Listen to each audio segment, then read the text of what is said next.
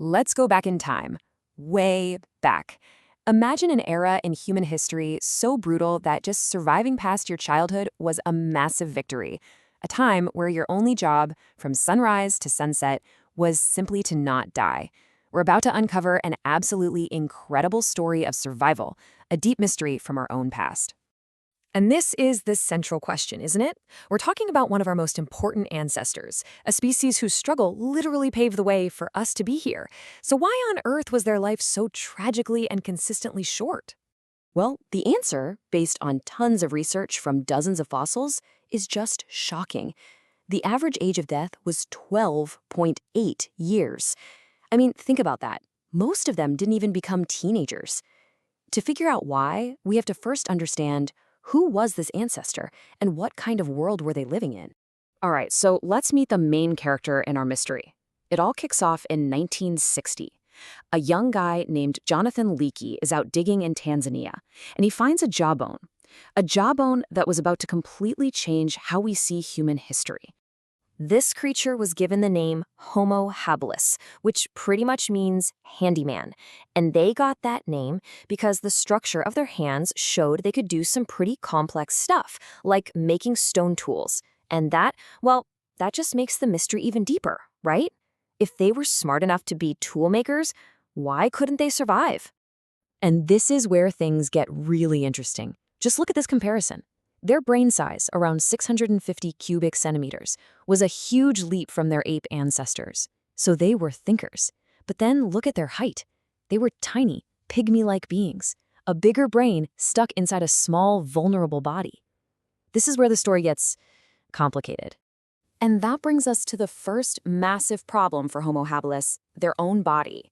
You know, despite being intelligent and having tool-making skills, they were a walking paradox.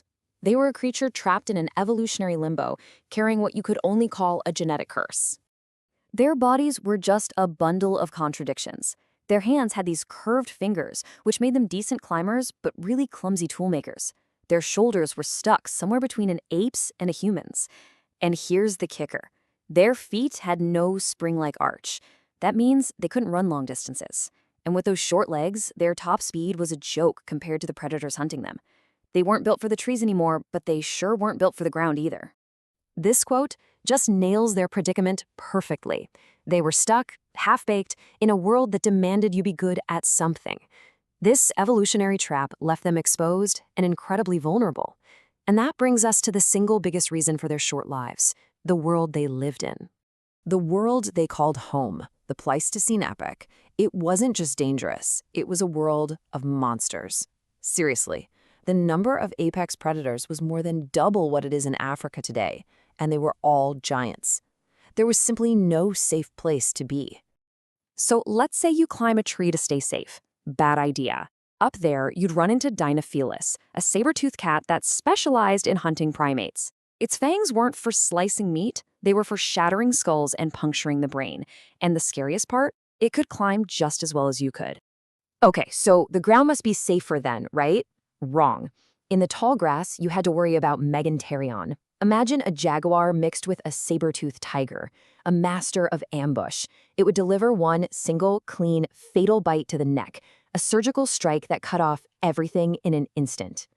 As if that wasn't enough, you had giant hyenas roaming the plains. And these things make today's hyenas look like puppies. They hunted in clever packs, and their jaws were so unbelievably powerful, they could crush the massive bones of a mammoth like they were wafers. Your bones wouldn't stand a chance. But the true king of this terrifying world was the mossback lion. We're talking about a 500-kilo giant. That's double the size of a modern lion that hunted in large, coordinated, and disciplined packs. There was no outrunning them, and there was absolutely no outfighting them. And the danger wasn't just on the ground. Looking up at the sky offered zero relief. It meant watching for the African crowned eagle, a monstrous bird with a wingspan over 6 feet that was easily capable of just snatching a young Homo habilis right off the ground. So, you're surrounded. Your last resort might be the water's edge, but even getting a drink was a life-or-death gamble. Lurking in those rivers was an 8-meter-long, man-eating crocodile. We found fossil evidence with deep puncture marks from these giants on hominin bones. There was truly absolutely nowhere to hide. So how did they survive at all? This immense, constant pressure forced our ancestors to develop their greatest weapon. And it wasn't a stone tool. It was each other. This is where we see the birth of our first great legacy: cooperation. So let's see how this actually worked. Since they couldn't hunt these giants, they had to scavenge. But stealing meat from a lion's kill, that's a team sport. It required real planning and coordination. You needed some to act as lookouts, others to create a loud distraction, and another group to rush in, grab the meat, and escape. This teamwork was absolutely everything. And here is the really amazing part. This constant need to communicate and plan, to warn of danger, to coordinate a scavenge, it sparked an incredible evolutionary change. Fossil skulls show that the Broca's area of their brain, which is the part responsible for speech, was already pretty developed. The pressure to cooperate was literally wiring their brains for language. You see, Homo habilis was the first spark that lit the fire. Their struggle, their short and brutal lives, laid all the evolutionary groundwork. That foundation is what allowed for the evolution of a bigger, smarter, and more capable ancestor, Homo erectus, who then, of course, paved the way for us, Homo sapiens. So when you think of our ancestors, don't just picture some weak creature that was doomed to die young. Picture the unwilling hero of our story. Their enemies were monsters, but they survived not with sharp claws or brute force, but with the one thing that would come to define humanity: the power of working together, forged in the deadliest world imaginable,